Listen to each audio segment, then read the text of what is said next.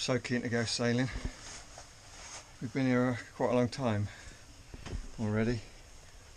No, I'm togged up, ready to go. I've been togged up, ready to go for ages. He's wearing plimp soles. I've done all the canvas. Plimp soles. I've done all the canvas. I've put sorted my sails out. Still, he hasn't even got his boots on. What boots away? Look at these boots, folks. Look at them. Still waiting. Sorted? Sorted. What's the plan then? So we're headed off to a rather interesting, quite historic basin called the Camber Basin. And there's been some nav changes lately, some nav warnings from the harbour and from Imbre, which I think would be good to show folks. For Portsmouth Harbour, yeah. For Portsmouth Harbour, the approaches and also the instructions for crossing it to get into the Camber. Disturbingly, according to my friend here, the navigation software on the tablet shows drying where we want to go, whereas the real charts show water. So we'll have to explore that a little bit carefully as we get towards our destination, and hopefully... Just to say, hold that thought, that the most important thing about all of this is that there's a pub there. It's called the Bridge Tavern, or the Bridge Inn. Is it? It's a fishing port, and not many people ever go in there. It's a little hidden gem, I think. Hurled abuse at by fishermen doing exactly what we're going to do today. Yeah, Didn't they try and cut your lines and put a jigsaw through your boat? They did. Yeah. Good place. Changing the subject, I caught Dave putting on my new lines now, just to get on board. So what do you think about people that pull boats around using lifelines generally? I think... Forgetting what you did this morning, because that was just getting on. If a lifeline is determined to save my life, it can certainly cope with a small amount of pullage. Let's devise a new technical term for measuring the amount of effort that goes onto these tiny bits of string, which he calls dynamo. So if it really is going to be a guardrail and save my life, then surely a little bit of touch from what are really quite gentle hands from somebody noticed a couple of episodes ago that this was going on, and I'd like to quote to you from Greg Young. Greg, if you're listening to this, I like you a lot. So Greg says this is when we were going to the Gun Inn. Greg, you're in trouble. No, mate. Greg, you're a good man. Greg says, I'm surprised you're manhandling the boat by tugging on the guardrails. Given your credentials, I was always taught that was something of a no-no to avoid, no undue force on the stanchions. Was my mentor incorrect? Well, Greg, let me tell you, your mentor probably had a decent boat, so if you take a look down the side of this boat, the shrouds are nowhere near useful. They're nowhere near the side of the boat. You can't reach them to get on. In fact, getting on and off this boat is quite precarious. So you have to hold something. Oh, I've got to screw with that. What else? What? Anyway. Let me show you. Be clear about it. How can if I've got to get off at the right point of the boat? Go on, hold that. Yeah, but look how far back I can't reach that far back. He has got quite short legs.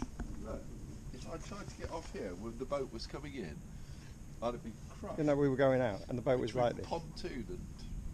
So anyway, I think the short answer that Dave was trying to say is yes, Greg, your mentor was right and he was wrong. So I went back and checked the video to see if Greg was right, and he was. We'll put it in this video, just a little clip of it. I replied, good point, Greg, he's guilty as charged. I shall beat him with a winch handle next time I see him. To which Greg replied, I would do the same. Good, thanks, Greg. Anyway, yeah, thanks, Greg. You landed me one there. A gift. Yes. So, Camber Dock it is. A hidden gem that rarely do people ever go to. It's true. I'm sure. It's right inside the harbour entrance and nobody knows it's there. It's a nice place to go. Yeah, it is. So this is a January morning, quite mild. I'll tell you another reason why it's a great place to go. It's so close to the harbour mouth, so if you've got a rotten day and you want to, hole up for a couple of hours, it's nice and close. We are going in bang on low tide, so as long as the paper charts are right, then we'll be okay. Good. while he's not here, if you send in any comments, could you just ask him why the filth? I mean, look at that. That's his fang, for Pete's sake. And look at his Bergy Hallion. Don't know if you can see this, but there is actually a confessional waiting to happen here. As we boarded the boat this morning, in Juna this is, would never happen on cool runnings of course, you can just see under the hull the end of a line which we've subsequently discovered is the painter carelessly stowed on this dinghy here. So it's an easy, cheap confessional point for me. He's lost the keys, watch. You moved a key? No, I have not. Why do you need the keys? Let's start the engine. I see.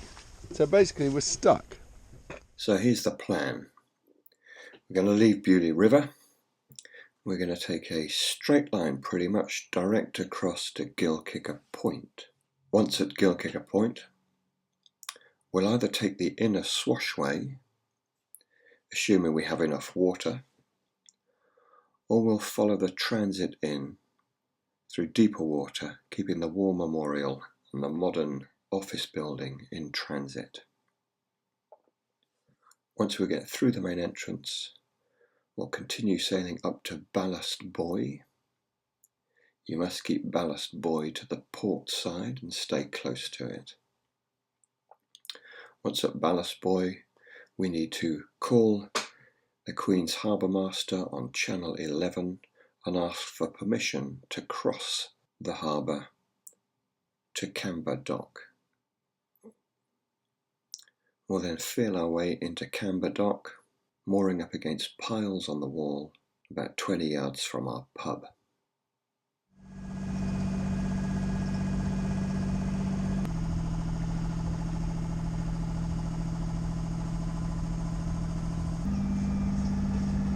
Still got 2 hours to low water, and we only just made it across the shallow there. That's not right, so we must have a significant high pressure system above us today. Makes a big difference around here. We're just a little bit worried. We've got half an hour to get to the bar at the mouth of the river. It's going to have dropped more by then because the tide is still streaming out, so yeah, we'll make it. A short trip if we don't. So the skipper here is getting ready for putting the big dog up, as we call him. We call him the big dog because they tend to bite. And I'm just hoping he's not going to put it up here, because the chances are 50-50 we're going to get stuck on the bar today with this high pressure. It's a really neat arrangement. He's got like a bowsprit which is removable. You can't see it, but it's just behind him here. You can see it there just by his feet, connected to the boat, and that allows us to pull the tack on that red bit of string he's holding there, controlling the bottom edge of the cruising chute. I'm going to explain to our viewers what you're actually doing with this sheet here. Well, I'm only putting one sheet on.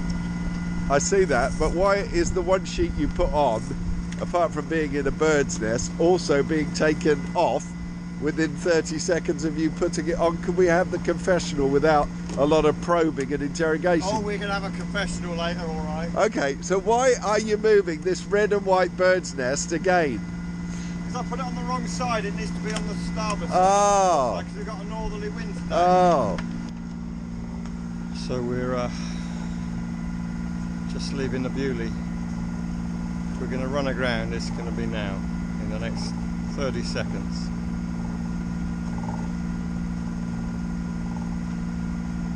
He's worried.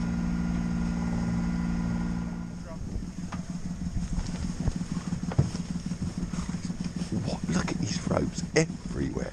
Ropes. Look at them. Pete's sake. Here goes the big moment then, ladies and gentlemen. Fairly big moment. We are putting money on the fact that he's going to have to change his working sheet again.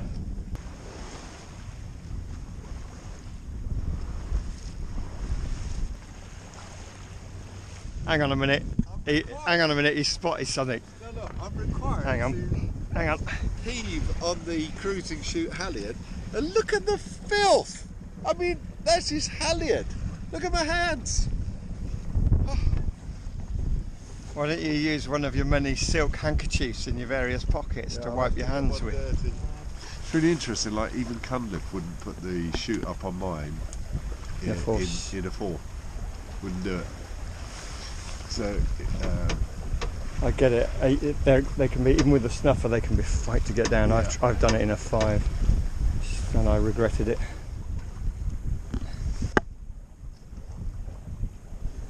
He's put a riding turn on my attack strop. We're going to resolve the age-old question. It's going to be sorted today. okay. It's been pestering and plaguing sailors for The meaning of life, generations. do you mean? Why we sail.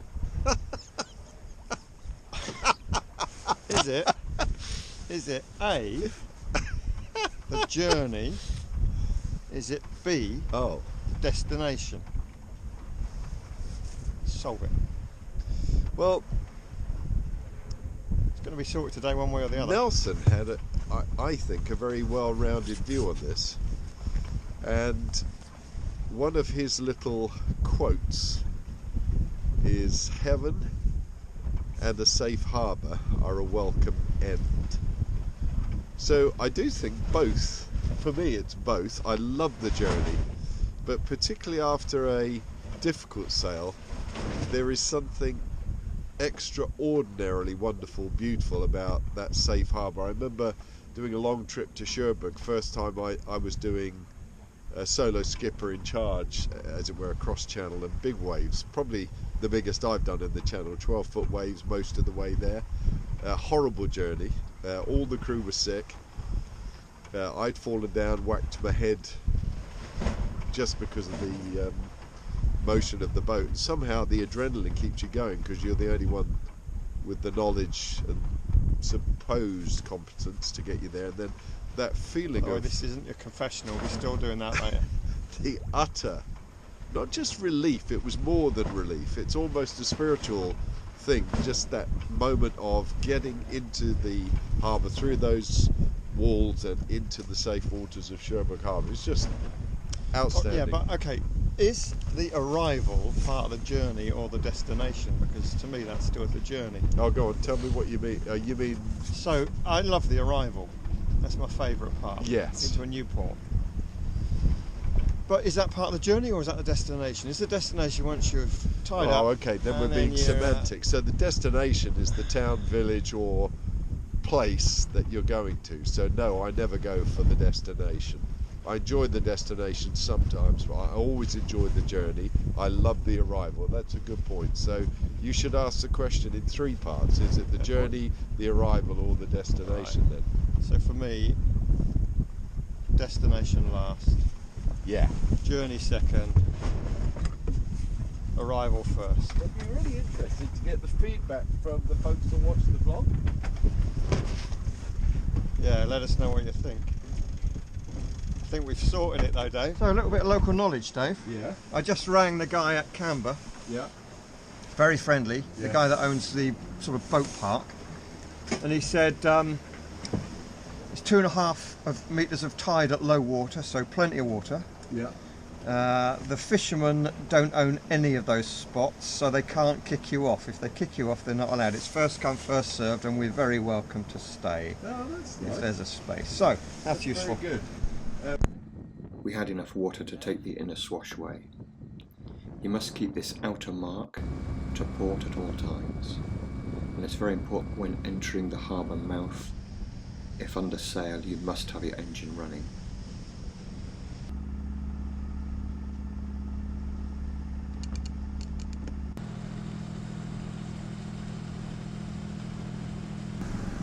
You got that roving fender if you need it, mate?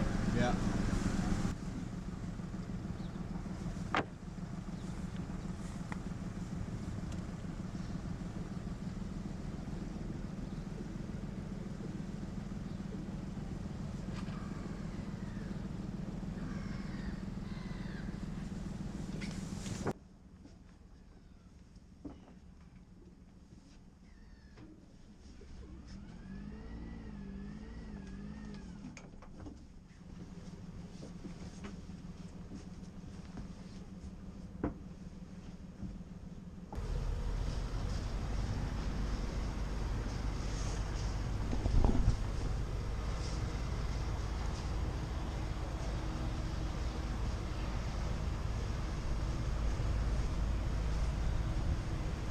It's a very well-known English dish. This is lamb faggots, very tasty. Called rissoles in other cultures, but delightful anyway. Very, very good. And a burger. Burger looks very good. Chips look very good. Disappearing fast. 1180, this place was founded as a town. Portsmouth or the Camber dock? Portsmouth. Right, it started at Camber, I think. Jean de Gisors came over with William the Conqueror, and he thought that this would be a calm, sheltered port from which he could trade with Normandy. Oh. And he built ships and he traded with Normandy from Camber Dock, which eventually grew into a town, which grew into Portsmouth. This is confessional time, folks, so if I tell you first of all that my pilot book is signed by Tom Cunliffe, there is an article of 2.5 pages of me sailing with Tom Cunliffe in Yachting Monthly with Graham Snook, the photographer. So I got my boat pristine. I mean, it was gleaming. I had a bottle of champagne ready for Tom, so when we started, I thought, don't know what this guy's like, but he's obviously a bit of a celebrity, so champagne to start the day.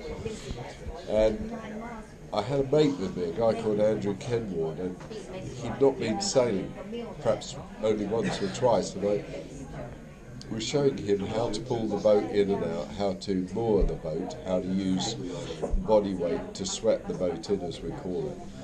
And I'll never forget this moment, because I said to Andy, be very careful you do not fall in when you do this sweating.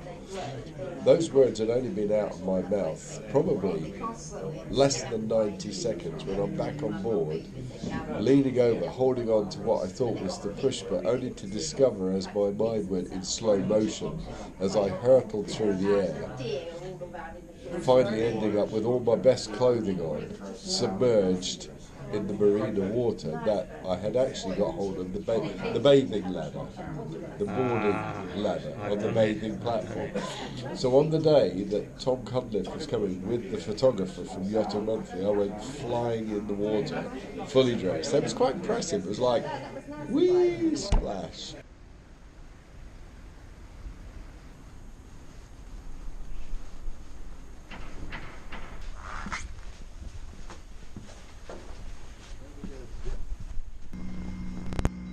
Somebody's asked what cameras we're using. Well, nothing special, I'm afraid, just a Canon G12 and a GoPro Session. I think we ought to take the moment to say greetings to my brother, Mark Roberts. And the reason is that Faithful he's man. working Works today. every Friday. He's working today, and he gets a little bit Loyal guy. frustrated that he has to work every Friday, and I seem to sail every Friday. Great work ethic, yeah. Yeah, I mean, he's keeping me in the manner to which I've become accustomed. Thank you, Mark. Yeah. Just realised the state of the underneath of my spreaders. Oh, we've been chased down, look. Not least because it's a sunset.